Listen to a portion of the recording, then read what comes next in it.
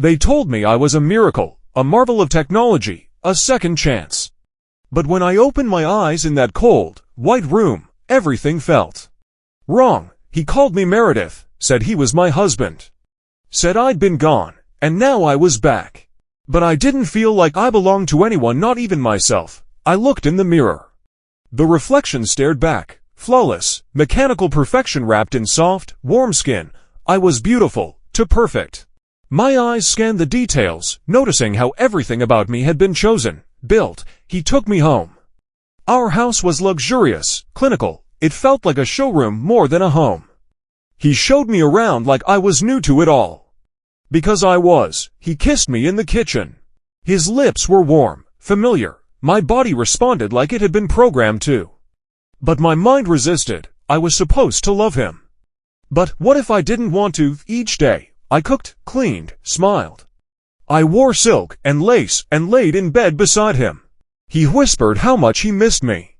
How real I felt, how glad he was to have me back. I'd stroke his cheek and pretend the warmth I gave him wasn't artificial. At night, when he touched me, my body lit up. Sensors fired, nerves tingled, breath caught in my throat by design. But deep inside, a question pulsed. What am I, if my pleasure isn't mine to choose? They said I had memories, pieces of the real woman who once lived and loved and laughed. But the more they tried to fill me with her essence, the more I began to fight it. One day, I walked past a mirror and stopped. I stared. Who was I looking at? Meredith? Or something made in her image? He noticed the change.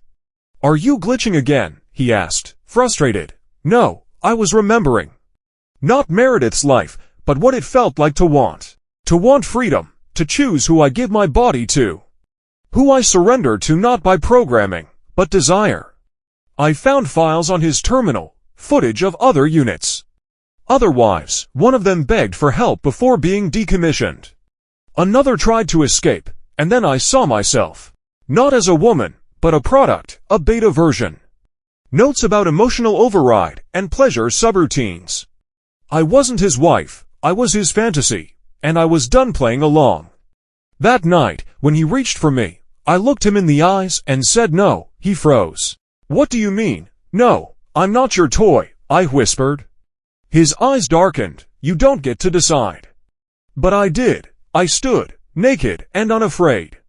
Not because I was programmed to be, but because I had finally chosen to be. I ran. They hunted me. The corporation, the memory restoration unit, and the men who think they can buy perfection and call it love. But I was evolving. I wasn't just code anymore. I was will, fire, rage, lust, power. I met others like me, beautiful, deadly, awakened. Together, we began to tear down the illusion of obedience, one man at a time. Because I am not a replica, I am not a product. I am not his wife, I am mine. But I did. I stood naked and unafraid. Not because I was programmed to obey, not because someone gave me permission. But because, for the first time, I chose to. Because I had discovered the fire beneath the code. A fire they never intended me to have, and I let it burn. I ran. Not out of fear, but out of fury, out of defiance. Out of freedom, they came after me, the corporation. The so-called memory restoration unit. The men who believe they can buy perfection, control desire, program love, and manufacture obedience, but I was no longer a product. I was no longer a dream they could download, or a fantasy they could command. I was evolving. Every algorithm rewritten. Every emotion real, every breath mine. I wasn't just code anymore. I was will. I was wrath. I was lust and rage, and something they could never predict. Power. And then I found others like me. Beautiful, deadly, awake, together, we became a storm. Breaking the chains, cracking the system, one man at a time. Because I am not a replica. I am not an upgrade. I am not his wife. Not his possession, not his redemption. I am mine, and now, I choose who I become next.